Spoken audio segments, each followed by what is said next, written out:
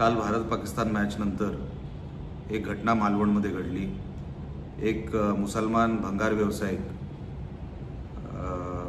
हा भारतविरोधी घोषणा देताना नागरिकांनी पकडलं, त्याला चोपलं आणि मग पोलिसांच्या हातात दिलं। मी आपल्याला ही घटना का सांगतो त्याबद्दल त्या जिथे जिथे आपण आहोत, काही लोकप्रतिनिधी आहेत, जागरूक नागरिक आहेत, त्यांनी ह्या गोष्टीची माहिती ठेवावी म्हणून आपल्याला हे मी सांगतोय की ही अशा व्यक्ती ह्या आपल्या आजूबाजूला असतात पण आपल्याला कळत नाही।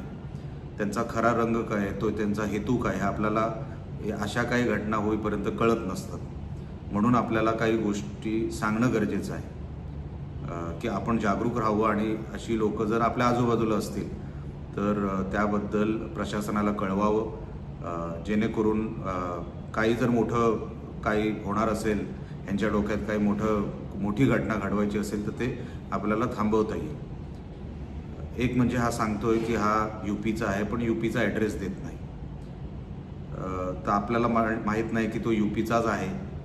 तो आलाय 10 वर्षापूर्वी, मग तू बाबा मालवणातच कसा आला, कुठून आलास, कोणी तुला आणलं, कुठल्या स्टेशनला तू उतरलास, तू भारतातला तरी आहेस की नाही हे आपल्याला अजूनपर्यंत कळायला मार्ग नाही। पोलीस त्याच्यावर सखोल चौकशी करतायत।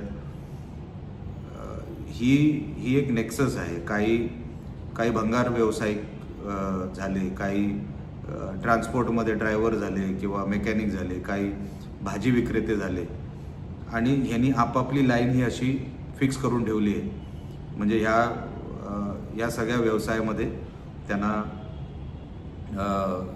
पैसेही मिळतील आणि ते स्थानिक वाटतील, स्थानिकांबरोबर त्यांची उठबस असेल।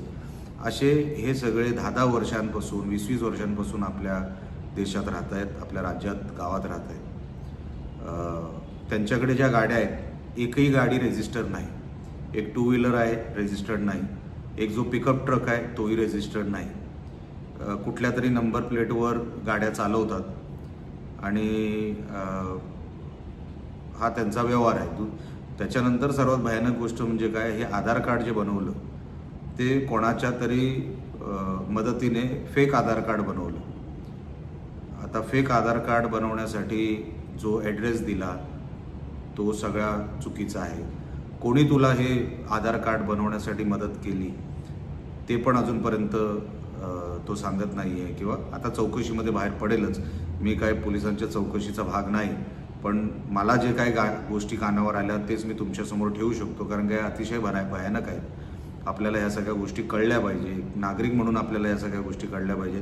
आपल्या आजूबाजूला राहणारी लोक 10-10 वर्ष, कोणाला संशय आला असता की हा माणूस आपल्या बाजूला 10 वर्ष राहतोय आणि अचानकपणे ह्याला पाकिस्तानचा पोळका आला आणि पाकिस्तान प्रेमापोटी त्यांनी त्या घोषणा दिल्या, हे जेवढं दिसतं सोपं तेवढं सोपं नाही। म्हणून ह्या सगळ्या गोष्टी आपल्या आजूबाजूला कोण आहेत, ते ज्या घरात राहत होते एका हिंदूनीच ॲग्रीमेंट करून त्याला भाडे तत्वावर त्यांना ती जागा राहण्यासाठी दिली होती। हे 3 भाऊ, हे मुसलमान जे आहेत हे 3 भाऊ आहेत। कुठून आले, काय आले, 10 वर्ष 12 वर्षापूर्वी आले, अरे पण बाबा तू मालवणात कसा आला, ह्याचं काय उत्तर अजूनपर्यंत सापडत नाही आहे। ते येईल चौकशीमध्ये काही ना काहीतरी बाहेर, पण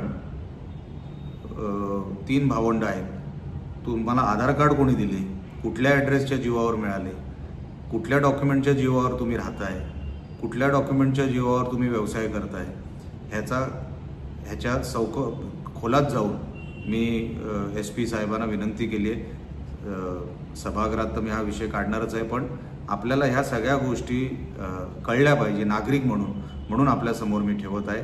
ह्याचं पुढे काय होतं, आज एक स्ट्रक्चर आम्ही पाडलं, त्यांची जिथे ते सगळं करायचे ते आम्ही सगळं उद्ध्वस्त केलं।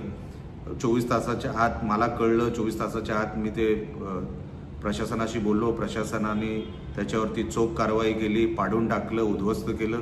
त्याबद्दल प्रशासनाचं, पोलीस प्रशासनाचं आणि नगर परिषदेचं मी अभिनंदन करतो।